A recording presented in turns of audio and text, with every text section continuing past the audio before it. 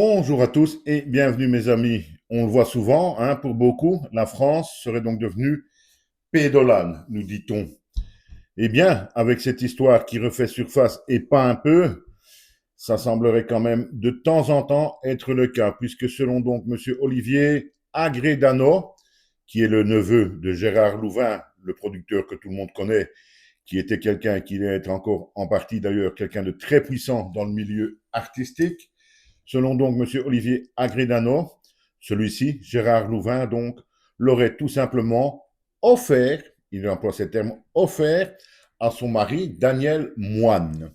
Alors, quand il dit offert, pour ceux qui n'auraient pas compris, ça veut dire, selon donc Olivier Agredano, qu'à certains moments, quand celui-ci passait des week-ends chez son oncle, etc., il envoyait son mari dans son lit. Oui, vous avez bien entendu.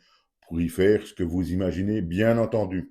Olivier Agrenano continue en nous disant qu'il a bientôt, bien entendu, à plusieurs reprises porté plainte, 2014, 2019, etc., mais que la justice a à chaque fois, nous dit-il, classé l'affaire sans suite, donc apparemment. Évidemment, ce ne sont que ses paroles, mais l'homme a l'air extrêmement sincère puisqu'il donne pas mal de détails sur ce qu'il devait faire à Daniel Moine, le mari de Gérard Louvain. Et alors là, certains vont me demander, mais que faisaient donc les parents?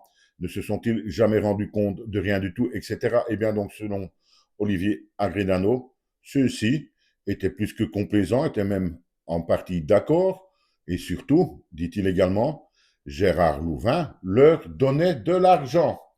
Donc Gérard Louvain donnait de l'argent aux parents d'Olivier Gradano, et comme ça, son mari pouvait profiter donc du corps de ce petit garçon à l'époque. Extrêmement glauque comme histoire, du moins si elle s'avère vraie, parce qu'on est obligé d'employer le conditionnel, puisqu'une fois de plus, je dirais, la justice n'a pas cherché à en savoir plus. Et là, je me pose quelques questions.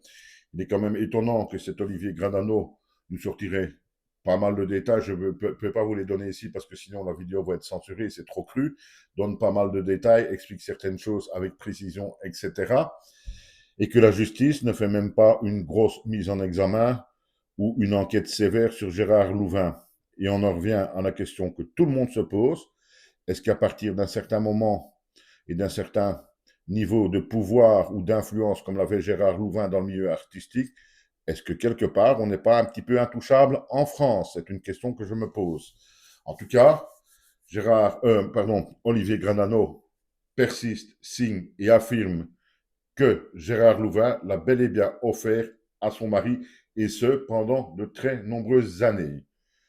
Évidemment, on ne va même pas chercher à connaître la réaction de Gérard Louvain qui va nier tout. Ça, c'est d'une évidence absolue. Alors, la question que je me pose et que je vous pose avant de vous quitter sur cette sordide histoire, une fois de plus, me direz-vous, est-ce que la France est vraiment devenue pédolane? Est-ce que la justice, si elle n'est pas complaisante, ferme facilement les yeux? Est-ce que le milieu politique, idem, fermerait plus ou moins les yeux ou serait complaisant? Est-ce que cette rumeur que la France est pédolane est justifiée ou pas selon vous quand on entend cette histoire de Gérard Louvain qu'il faut prendre au conditionnel puisqu'il n'y a jamais eu de procès ni même d'enquête très sérieuse? Si on rajoute à ça ce qui se passe avec Patrick Bruel dans le monde du cinéma, Richard Berry, Gérard Depardieu, etc., etc., etc., ça fait beaucoup d'histoires bizarres à partir d'un certain niveau, je trouve, malheureusement. À bientôt.